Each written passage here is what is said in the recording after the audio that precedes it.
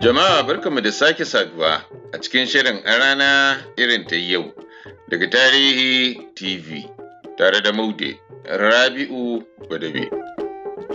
A ranar 8 ga Yulin 2011 ne Kotun Ƙoli ta tabbatarwa da jarumar Kannywood Rabi Isma'il hukuncin kisa ta hanyar rataya.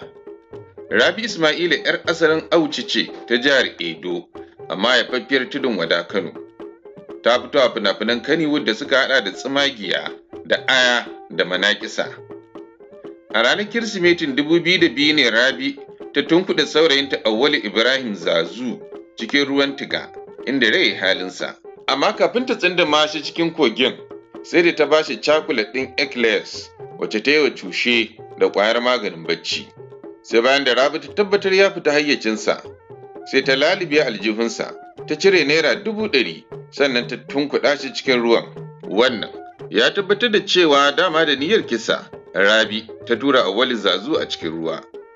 Jami'an bincike sun gano cewa Rabi ta kashe saurayin nata ne saboda ta gaje dukiyarsa kasancewarsa hamshakin mai kuɗi.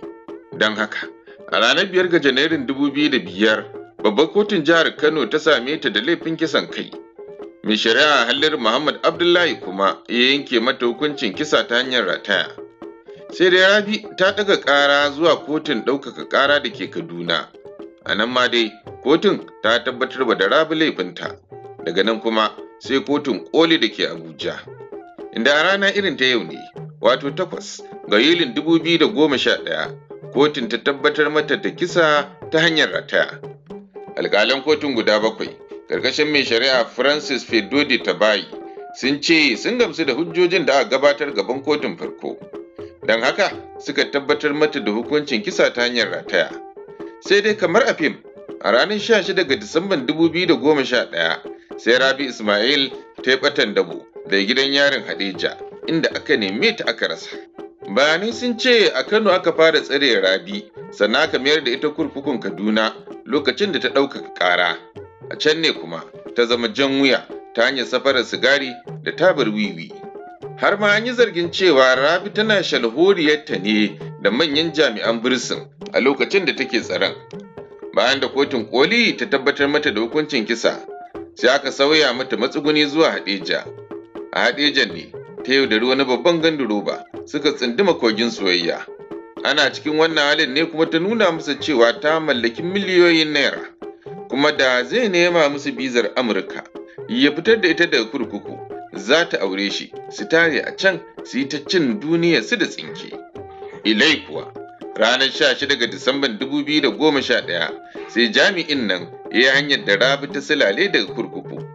Amma da yake rana dubu ta ɓarawo ce rana ɗaya ta mai kaya, a ranar 31 ga Mayun 2017 kuma jami'an tsaro na DSS suka cafke Rabi Isma'il akan iyakar Najeriya da Jamhuriyar Benin.